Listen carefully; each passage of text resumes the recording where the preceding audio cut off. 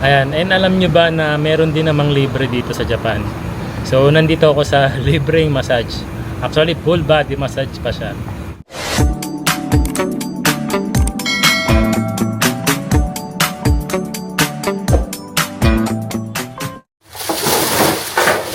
Ayan, magandang araw po. Ngayon ay June 25, Tuesday. Dahil 4th week of Tuesday ngayon, magtatapon tayo ng pet battle. Tapunan po ngayon ng pet battle. Tapos itong payong, first week and third week of Tuesday din ang tapunan nito. Masira kasi siya. Payong to sa school ni Yuna. So, sira na. Alam ko sa atin, pwede pang magawa to eh. Pero dito, ayan, tatapon na. Hindi natin kayang gawin to. Nasira kasi ito nung classmate ni Yuna Chang. Tinalunan daw. Pero ang ginawa naman nung magulang nung classmate ni Yuna Chang, pinalitan naman siya ng bagong payong. Ayun. Ganun kasi dito, kailangan kapag nakasira ka ng gamit ng ibang bata, kailangan palitan mo at humingi ka ng pasensya. Kailangan mo tawagan yung magulang at hihingi ka ng pasensya sa nagawa ng anak mo. Yun. First week of third week natin tatapon to. Saka pala yung mga karton, ngayon din pala ang tapunan nun. And oo nga pala, dito kasi bawal kang lumabas ng nakaganito lang, naka-boxer shorts. Kasi para sa kanila, yung boxer shorts kasi is underwear na. Alam ko naman, underwear naman talaga ang boxer shorts. Kaya lang, dito talaga parang nakakahiya namang lumabas ng naka-boxer shorts. Para kang naka-underwear. Kaya mag-short tayo. So yun, meron din tayo yung mga karton dito na itatapon.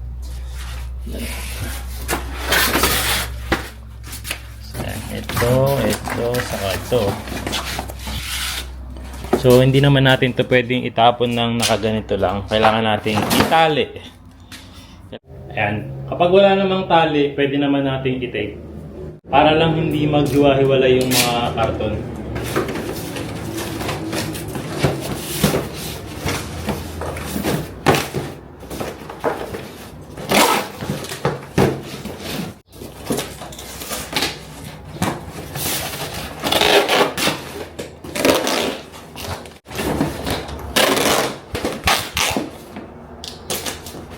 Pwede na yan.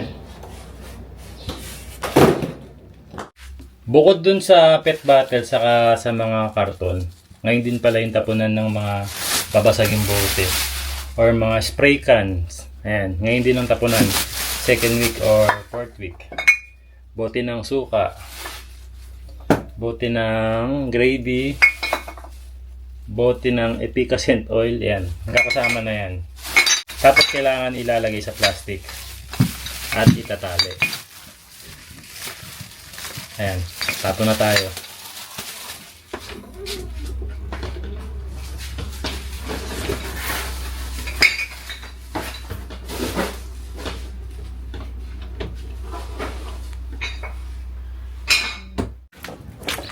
Ganito naman yung itsura ng basurahan kapag Tuesday. Ayan, makikita nyo yung mga karton nila nakatali. Ito, medyo pasaway ito. Tapos, spray can, naka-plastic din. Mga bote, naka-plastic. Mga pet bottle, naka-plastic din. Ayan. Tapos, ngayon din yung mga ayan, dyaryo. Tinatapon din ngayon. Pati itong mga ganito, lalagyan ng mga tinapay. Basta may karton, kailangan naka-separate lahat yan sa pagtatapon.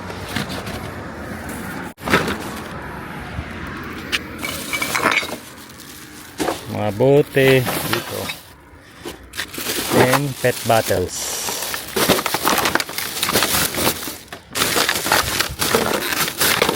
Ayan. Tapos kahit hindi na isarado ng net kasi wala namang kakainin ng uwak dyan eh. Tapos pipikapin na lang yan mamaya ng truck.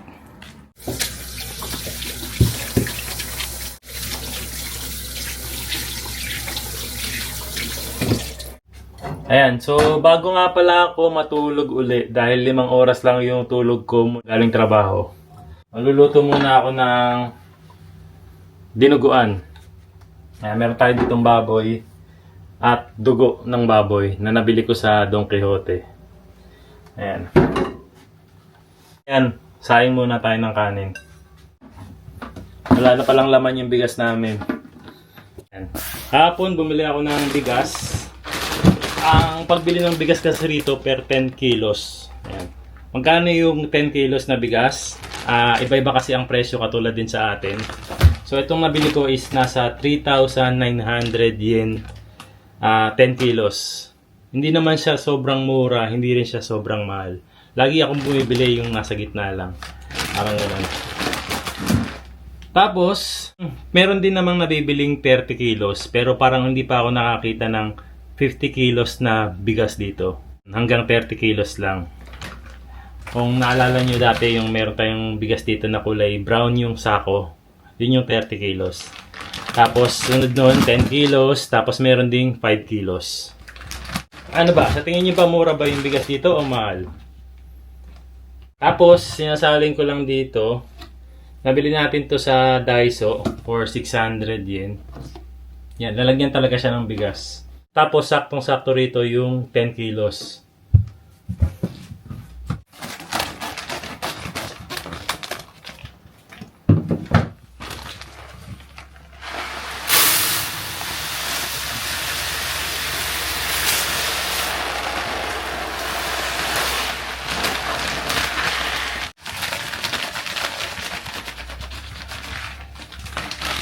Ayan, ganito po yung itsura ng bigas dito.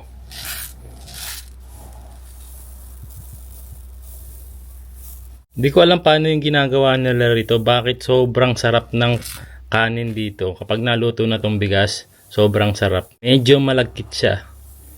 Kaya naman napaparami ka ng kain talaga dahil sa sobrang sarap ng bigas nila rito.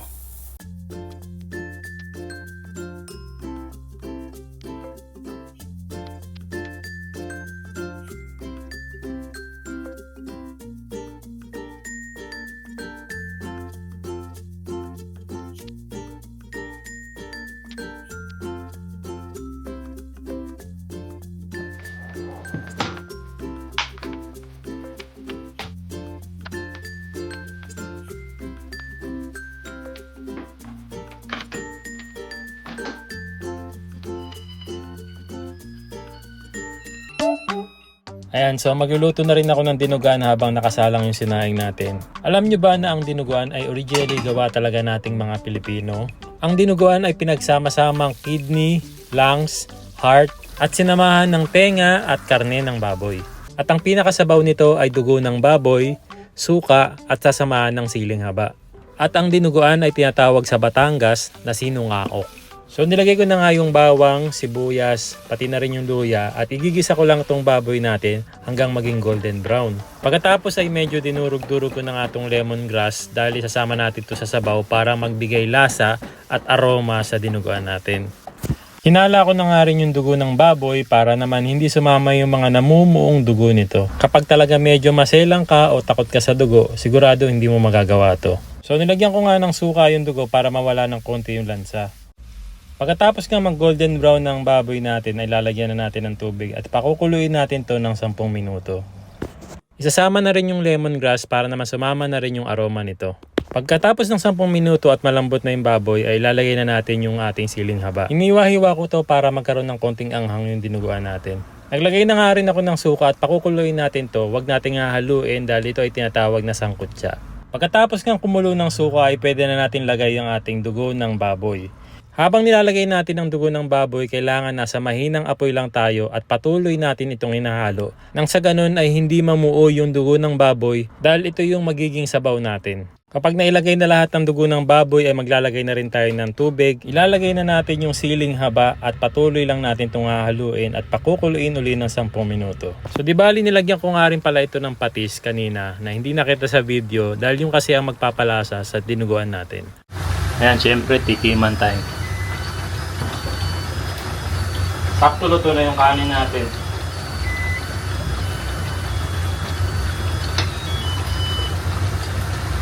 Ayun o.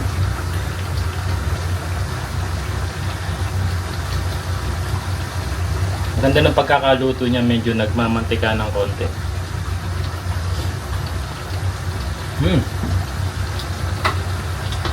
Sakto na. Baka ma-overcook. Saktong-sakto. Wala akong nalalasahang lansa. Tapos ang bango nung lemongrass na nilagay natin. Ganito yung gustong-gusto kong dinuguan.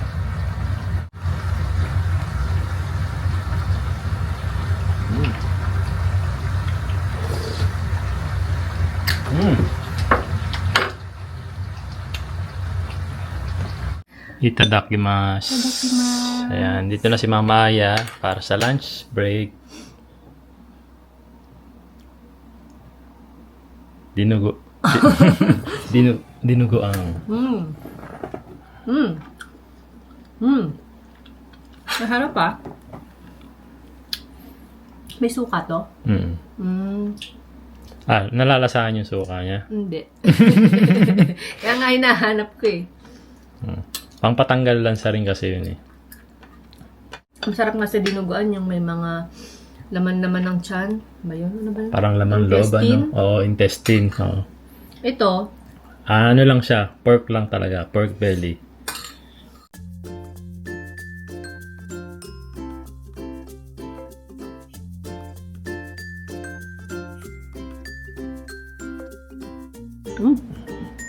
Hindi lahat kumakain ng dinuguan, ano?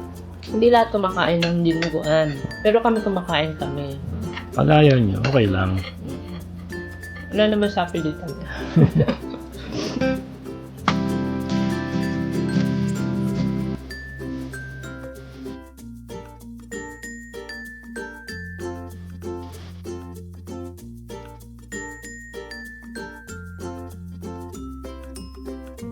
Magandang araw po. So, ayan, nag-park na lang tayo dyan. Di bali, kinabukasan na po ito. Hindi ko po kasi natuloy yung vlog natin kahapon dahil sobrang busy after nung kumain kami ni Mama Aya ng tanghalian. At pagpasok niya uli sa trabaho, natulog na ako noon kasi may pasok ako ng gabi. So, pag-gising ko naman, dire-diretso na yun. Sobrang busy. Nag-prepare na rin ako ng pagpasok ko sa trabaho. Anyway, dahil Wednesday po ngayon, araw po ng klase ko, ng Japanese language class ko. Kaya nandito na ako ngayon sa school. So mag-start yung klase ko ng 10 AM hanggang 11 AM. 1 hour lang naman siya every week. So every Wednesday yung klase natin. Time check po 9:45 AM. So maaga po tayo ng 15 minutes. Ayan, nakita tayo sa 3rd floor.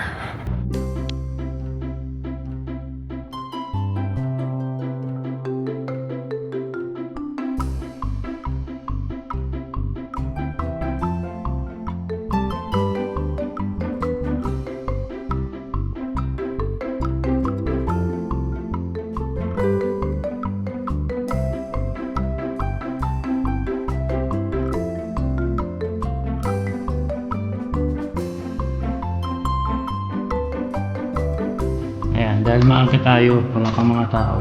Wala pa rin yung teacher ko.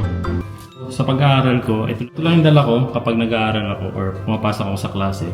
May dala ako notebook para ino-notes ko lang yung mga words na especially hindi ko pa alam.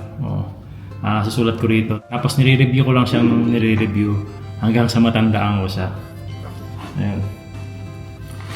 Tapos ang maganda kasi rito, nagbibigay yung mga teacher ng mga sample words, lalo na yung mga hindi mo pa alam. May mga sentences. Ayan. Tapos ito nga yung homework ko na ginawa ko last time. Ayan. Malalaman natin kung tama itong mga sinagutan ko. Ayan. So yun, may nagtatanong na subscriber, hindi ba pwedeng si Mama Aya na ang magturo sa'yo ng Japanese language? Di ba fluent naman siya? Or need talaga na school ka mag-aral? Tapos sabi naman ni Den Calderon, ba't di na lang si Mama Aya ang magturo? Parang mas madaling matutunan kapag everyday conversation. Actually, parehas po kayong tama. Pwede naman si Mama Aya yung magturo. And mas maganda naman talaga yung everyday conversation. Actually, tinuturuan naman talaga rin ako ni Mama Aya ng mga Japanese words. At marami na rin ako natutunan sa kanya. Pero si Mama Aya kasi since hindi naman talaga siya dito tuloy-tuloy lumaki. Hindi naman talaga siya dito sa Japan tuloy-tuloy nanirahan. May mga Japanese words pa rin siya na hindi pa rin niya alam. Pero sobrang dami na ako natutunan kay Mama Aya ng mga Japanese words. Ang gusto ko kasi is mas ma-improve ko pa yung sarili ko para sa pamilya ko, para sa mga anak ko, and para sa pamumuhay namin dito sa Japan. Alam ko malaking tulong yung matututo ka talaga ng Japanese language. Lalong-lalo na kapag dito ka na po nakatira sa Japan. Malaki talaga yung advantage kapag marunong ka talaga. Ayan, sa mga hindi po nakakalam, si Mama Aya po kasi hindi siya dito dire-diretso talagang lumaki sa Japan. So may time na nasa Pilipinas siya nag-aaral, may time na nasa Japan siya nag-aaral. Kaya marunong siya ng Tagalog, pati na rin ng Japanese language. Ang disadvantage naman po ng papalit-palit ng school kasi, from Philippines to Japan, may mga word ka na hindi alam sa Tagalog. Meron din siyang words na hindi niya alam sa Japanese. Parang ganun. Ang advantage nun, marunong siya both language. So, Tagalog, Japanese, and English. Ayun. Pero sa mga words na yun, hindi siya 100% fluent. Ayun. Pero nakakabilib pa rin si Mama Aya kasi kahit papaano, masasabi natin multilingual siya. Ohayou gozaimasu. 暑いね毎日。今日は暑い。大丈夫ですか？大丈夫です。大丈夫じゃない。 So, nandiyan na yung Japanese teacher ko. Mag-start na rin kami. Pasok na rin ako sa loob kasi pinangapasok na ako ni Sensei. Kahit na 9:52 pa lang. At may aircon daw doon. Sobrang init kasi ng panahon ngayon.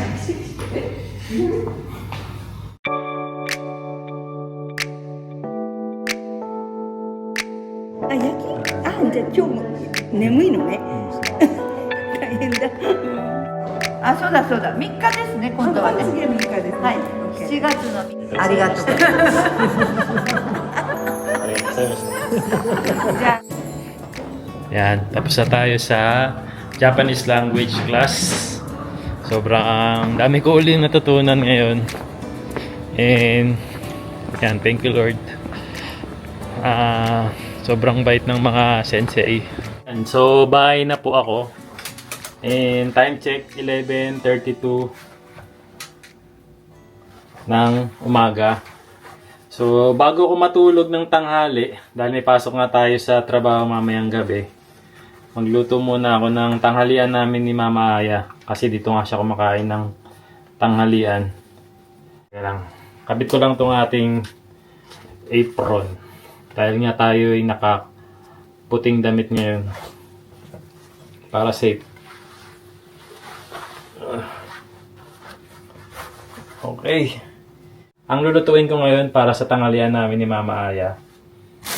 Yan, kasi nag-pork kami. Nagdinuguan tayo nung nakaraan. Nagginiling tayo nung nakaraan. Puro baboy, ano? Mag-iisda muna tayo ngayon. Luluto tayo ngayon ng... Yan. Pinalambutan ko na to kanina. Magluto tayo ng... sinigang sa salmon. Sinigang na salmon pala. Sinigang na salmon. Salmon na sinigang. Madali lang naman lutuin to eh. Kailangan lang natin syempre ng salmon, and kamatis, sibuyas. Syempre kailangan din natin ng sili. Buti may natira ko isang sili. Galing din sa dinuguan. Tapos gulay lang. Yan, spinach. May natira tayong spinach. Galing doon sa ko ba ginamit ito nung nakaraan? Yan, nakalimutan ko na. Yan, mabilis ang luto lang to. Dahil 12:10 nandito na si Mama Aya. Salang natin agad. Kawali. Tapos, lagay tayo ng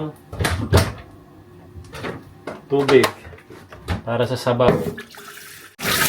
Ayan, may mga nagtatanong nga pala, pwede raw bang inumin ang tubig na galing sa gripo dito sa Japan?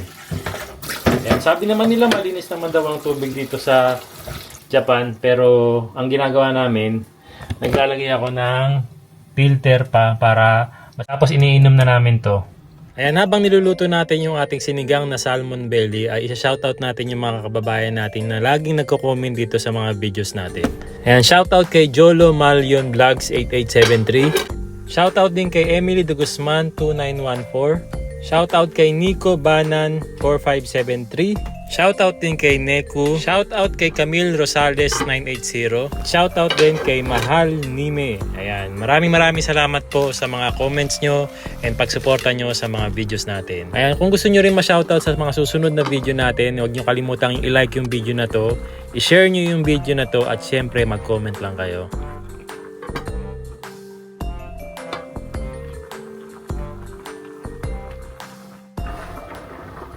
Ito na yung ating salmon sinigang. Tikman natin. Sabaw.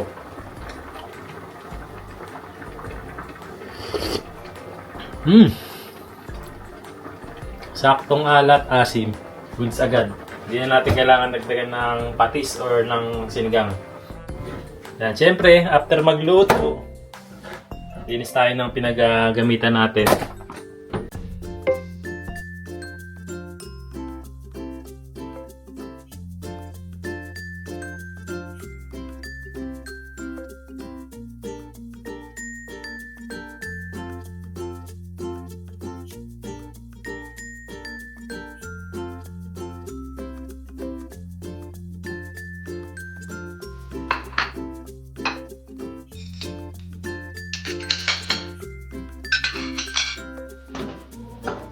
Okay, Rina sa Ang kanya ka. Dapat irashaimase. Irashaimase. Ayan, dito na si Mama Aya natin for lunch break.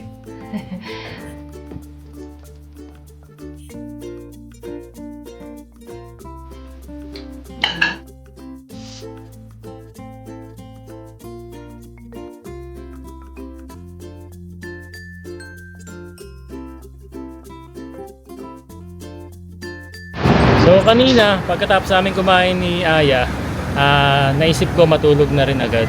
Kaya lang nung nakahiga na ako kanina, hindi ako makaramdam ng antok. Kaya pumunta muna ako dito sa labas at naisip ko magpamassage. Nakakaramdam ako ng sobrang pagod. Ayun, papamassage muna tayo. Ayan, and alam nyo ba na meron din namang libre dito sa Japan? So nandito ako sa libreng massage. Actually, full body massage pa siya. Alam niyo, maraming ganito sa Japan. Basta pumunta lang kayo dito sa store nila, makakakuha kayo ng full body massage. Ayan, pakita ko na sa inyo. Dito yan sa Yamada Denki or Yamada Homes. Ayan. Alam ko maraming branch ang Yamada Denki dito sa Japan. Ayan, di bali store to ng mga appliances. Bilihan ng mga appliances. At dahil nga bilihan ito ng mga appliances ay meron din silang mga binibentang massage chair dito. At sa bawat massage chair na binibenta nila ay meron silang free trial. So lahat ng mga nakahilera dito ay free trial at tignan nyo naman si Kuya nag-e-enjoy na. Mukhang kanina pa nga siya rito at nakatulog na nga. Ang paggamit ng mga free trial massage chair dito ay para sa lahat. Japanese ka man, Filipino, or kahit anong lahi ka pa, pwedeng-pwede ka rito. Kahit gaano katagal mong gamitin to ay walang problema sa kanila. 1 oras, 2 oras, 5 oras, 8 oras, kahit ilang oras mong gamitin. Basta bukas pa yung shop nila, pwedeng-pwede kang tumambay dito. Kaya naman di na ako mag-aaksaya ng oras at yan, magre-relax muna ako.